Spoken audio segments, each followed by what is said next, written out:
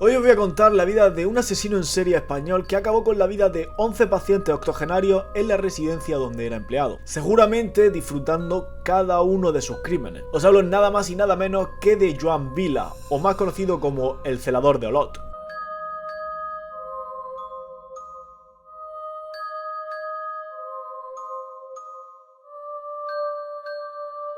Joan Vila nace el 26 de septiembre de 1965 en Castellfollit de la Roca, en Girona. Sus padres, Encarnación y Ramón, de origen humilde, trabajaban en una empresa de embutidos del pueblo. Joan era mal estudiante y totalmente antisocial, no le gustaba nada salir de casa y mucho menos relacionarse con los jóvenes de su municipio. Tampoco encontraba su sitio en la vida, ni en los estudios ni en su entorno personal. Como afirmaban algunos amigos de su infancia, no tuvo una adolescencia fácil. Contó con fuertes inseguridades que le marcaron su carácter para siempre. Su mayor problema fue el acné. Dicen que seguramente tuvo que sufrir mucho debido a los brotes que tenía por toda la cara, además de por su indefinición sexual. Con un carácter retraído, introvertido, huraño, tímido y reservado, apenas salía de su casa. Ya desde muy pequeño manifestó una doble personalidad encubierta que le dificultaba el trato social. Prefería relacionarse con el sexo femenino, posiblemente a su identificación con las mujeres, con quien se encontraba más cómodo, pues su autoestima se veía dañada en los entornos masculinos. Joan comenzó a formarse en una escuela de peluquería de Olot. En su tiempo libre quedaba con las mujeres de su pueblo y practicaba con sus cabellos. En otro intento de satisfacer sus deseos profesionales, decidió abrir un centro estético en Figueres, junto a otro socio. Pero Tons Cabell Moda no duró mucho. Una vez cerrado el local, decidió estudiar quiromasaje, pasando por ser ayudante de cocina en el Casino de Peralada, situado en la comarca de Alt Empordà. Además, trabajó en diversos restaurantes de la zona turística, en una estación de esquí e incluso en una fábrica textil. Tras todo este tiempo, siguió sin encontrar un empleo que lo llenara totalmente. Necesitaba encontrar su sitio en el mundo, un lugar y un oficio donde se sintiera realizado. Por ello comenzó el grado de auxiliar de enfermería. Aún así, la vida de Joan seguía estando marcado por alto y bajo. A los 25 años decidió acudir por primera vez a una consulta psicológica. Algo en su mente no iba bien. Al especialista le comentó que tenía dificultades para retener lo que leía y que sentía mucho miedo cuando se encontraba con una aglomeración de gente. Cada 1 o 2 meses desgranaba su fobia y su angustia, pero los meses siguientes no fueron mejores. Algo seguía perturbando a Joan. Al fin decidió confesárselo a su psicólogo. Llevaba años padeciendo de un fuerte temblor en las manos. Esto le martirizaba. Sin encontrar solución a su problema, decidió probar con el psicólogo Josep Torrell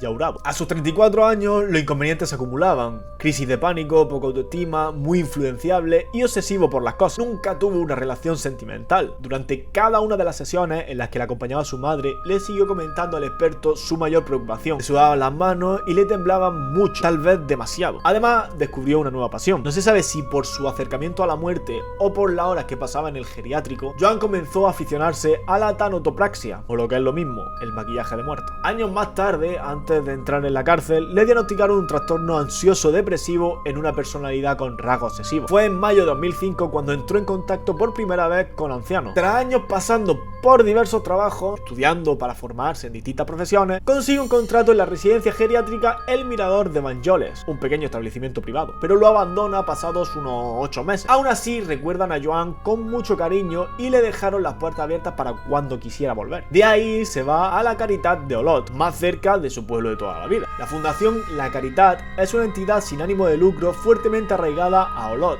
que nació en el año 1914, con la finalidad de atender a los pobres de la época. La residencia está especializada en la atención a la dependencia. Su principal misión es ofrecer un servicio personalizado para favorecer la autonomía a las personas que por razones sociales, económicas, físicas, psicológicas presentan algún tipo de dependencia. El centro ofrece resistencia asistida, centro de día y ayuda a domicilio. También cuenta con diversas actividades, como gimnasio, salida, actividad cognitiva, etc. En definitiva, una residencia totalmente normal que tuvo la mala fortuna de contratar al auxiliar equivocado. En esa residencia, que se convirtió en menos de una semana en un total infierno, transcurrían muy a menudo los coches fúnebres. Allí Joan asesinó a Paquita Girones, Sabina Mas Lawrence, Montserrat Gilamet, Montserrat Canalies, Joan Canal, Lluís Saleras, Carmen Vilanova, Isidra García, Teresa Puig, Rosa Babures y Francisca Matilde Fiol. El caso se descubrió por casualidad. Cuando mató a su última víctima, Paquita, el médico forense del hospital de Olot se negó a certificar su muerte natural y avisó a los Mossos. Los investigadores comenzaron a interrogar a todos los empleados de la residencia de la Caritat, pero cuando se toparon con Joan Vila, él contó toda la verdad. La cámara le habían pillado entrando en la habitación de la mujer y en el cuarto de la limpieza. Joan se había convertido en un asesino en serie. ¡Qué mala suerte! Siempre se me mueren a mí, le comentó Joan a otra empleada. Y con mucha razón. Paquita Girones, de 85 años, fue la última víctima de Joan, quien inconscientemente le delató. A la mujer le proporcionó un desincrustante ácido que hizo que muriera presa de la agonía. Según contaron los compañeros de la anciana, el auxiliar y ella se odiaban. Fue Joan quien dio la voz de alarma sobre la situación de la mujer. No hace falta que hagáis nada, se está muriendo, comentó a los especialistas. Paquita murió debido al abrasamiento de las vías respiratorias, esófago y boca. Fue ella quien estuvo a punto de desenmascararla. Paquita era viuda y no tenía hijos. Había entrado en la residencia hacía unos años, donde vivía feliz y rodeada de buenos compañeros. Pero las cosas comenzaron a torcerse cuando entró en contacto con Joan, a quien intentó denunciar durante más de un mes por malos tratos. A él se refirió como un malparit que le había dado una hostia en la cara. Nadie en la residencia le creyó, ni su sobrina, que la visitaba a menudo en el centro. Los 11 ancianos fueron asesinados con lejía y otros productos cáusticos, además de proporcionarles barbitúricos e insulina. No fue una muerte placentera, ni mucho menos, como explicó uno de sus familiares. Estava totalment amb la cara desencaixada, tenia la boca oberta, només feia que vomitar i treure sang, només feia que globs i globs. Tenia la llengua en fora, molt inflada. Amb tota la galta esquerra, així grossa, negra, cremada, els llavis així grossos, negres, cremats. Jo vaig dir de seguida, morfina.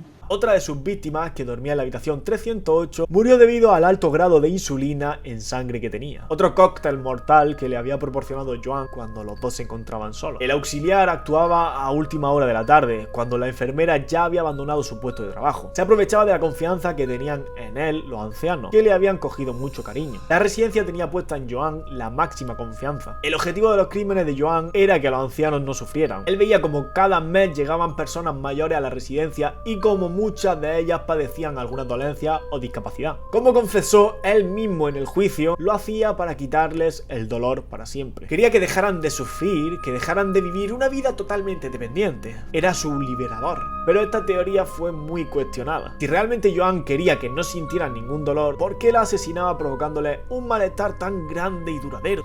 Sí, estábamos solos, pero es porque la subí y pensé, pobre Sabina, haver de viure d'aquesta manera. Y pam, yo no pensé es que no pensé en ningún momento que estuviera haciendo un asesinato, nunca. El celador decía que a sus víctimas les quedaban días. Míralas, que bellas están muertas, comentaba al verlas. Cuando yo las veía muertas, pensaba, mira qué bella que están ya.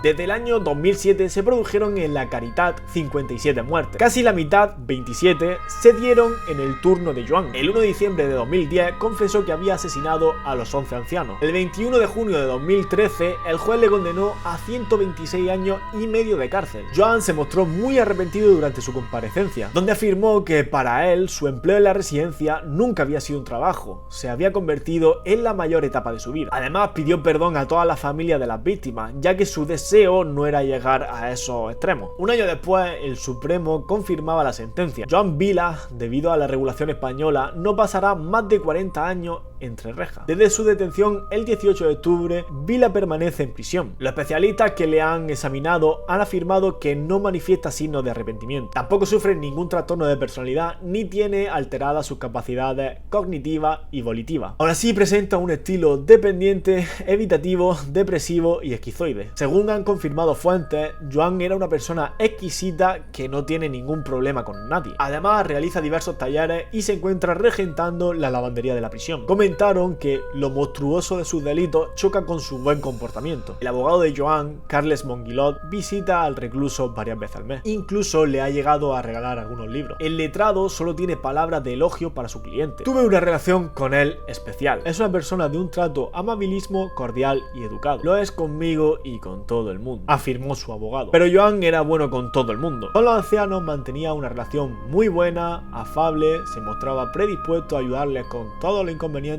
que le surgían durante sus días en la residencia, sabía sus nombres, conocía a los familiares, se preocupaba por su salud e incluso le pintaba la uña a alguna de las ancianas. Joan cumple su pena en el centro penitenciario de Puig de les Basses, donde es un preso de confianza. Comparte celda con Javier Molina, quien disparó con una escopeta a un joven que pretendía robarle una planta de marihuana hace 2 años. El celador tiene muy buena relación con los funcionarios y se ha adaptado a la perfección. Después de pasar su día en la biblioteca, se marcha a trabajar a la lavandería, además de participar en actividades del centro. También recibe la visita de sus padres y de sus tías. Durante sus horas muertas en el centro penitenciario, se ha aficionado a la cerámica. Está viviendo el día a día pensando que tiene una larga condena por delante, explica su abogado. Cuando internó en la unidad de psiquiatría de la cárcel de Brians en Barcelona, sus padres lo pasaron muy mal. En esa minúscula habitación le visitaban muy a menudo. Era el único momento que Encarnación y Rodrigo salían de su vivienda. El matrimonio vive recluido en su casa de Castellfollit de la Roca, cerrada a cal y canto. Una de las veces que Encarnación bajó a la calle, se encontró con la hija de una de las víctimas y ambas comenzaron a llorar. Desconsolada, le decía: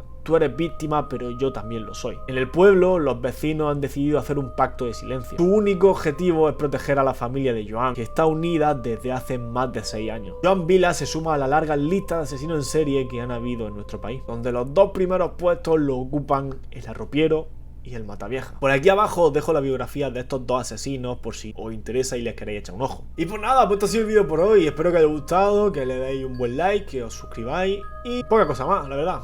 Que os quiero mucho. ¡Adiós! Que le dije que parecía que se los cargase.